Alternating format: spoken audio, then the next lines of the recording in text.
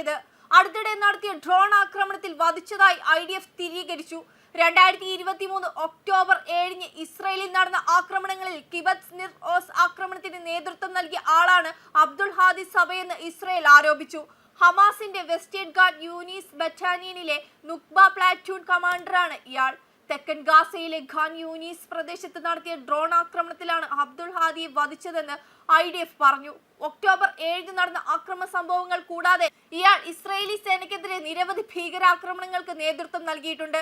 October 7 ആക്രമണത്തിന് നേതൃത്വം നൽകിയവരുൾപ്പെടെ 14 Hamas ഭീകരരെ ഉന്മൂലനം ചെയ്തതായി IDF നേരത്തെ റിപ്പോർട്ട് ചെയ്തിരുന്നു.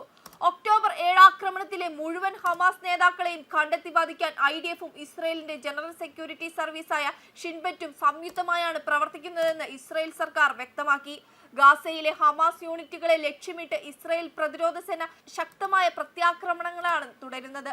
അതേസമയം യമനിലെ ഹൂതി വിമതരും ലെബനനിലെ ഹിസ്ബുള്ളയും ഇസ്രായേലിനെതിരെ ആക്രമണങ്ങൾ തുടരുകയാണ്. ഇസ്രായേലിനെതിരെ നിരന്തരം മിസൈലുകൾ അയച്ച് ഭീഷണിപ്പെടുത്തുന്ന ഹൂതികൾക്കെതിരെ കടുത്ത നീക്കത്തിനൊരുങ്ങി ഇസ്രായേൽ എന്ന റിപ്പോർട്ടും പുറത്തുവരുന്നുണ്ട്.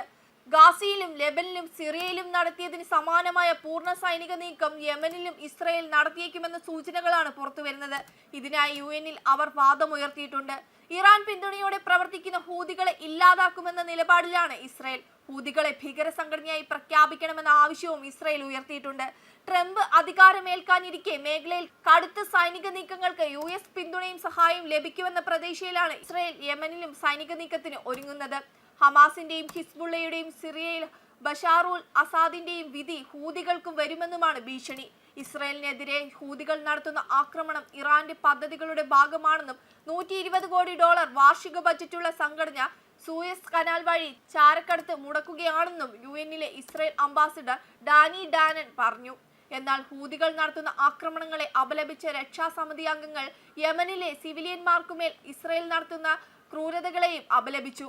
വൈദ്യുതി നിലയങ്ങൾ, സന്ന വിമാനത്താവളത്തിലെ വ്യോമഗതാഗത കൺട്രോൾ ടവർ, തുറമുഖങ്ങൾ എന്നിവ ഇസ്രായേൽ ആക്രമിച്ചു തകർത്തിരുന്നു. ഇതിനിടെ കഴിഞ്ഞ ദിവസം ഇസ്രായേലിൽ ബെൻ ഗറിയൻ വിമാനത്താവളം, കിഴക്കൻ ജെറുസലേമിലെ വൈദ്യുതി നിലയം എന്നിവയ്ക്ക് നേരെ ഹൂതികൾ ആക്രമണം നടത്തി. 2 ആഴ്ചയ്ക്കിടെ ഇത് 7-ാം തവണയാണ് ഹൂതികൾ ഇസ്രായേലിലേക്ക് മിസൈൽ ആക്രമണം നടത്തുന്നത്. ഇതേ കാലയളവിൽ അവർ ഡ്രോണുകളും അയച്ചിരുന്നു. ഇസ്രായേലിന്റെ വ്യോമാതിർത്തിയിൽ മിസൈൽ കടന്ന സമയത്ത് തന്നെ അപകട സൈറണുകൾ മുഴക്കിയിരുന്നു. തകർത്ത മിസൈലിന്റെ അവശിഷ്ടങ്ങൾ വീണ് ഒരു സ്ഥലത്തും പ്രശ്നങ്ങൾ ഉണ്ടായിട്ടില്ലെന്നാണ് ഇസ്രായേൽ സൈന്യം വ്യക്തമാക്കിയത്.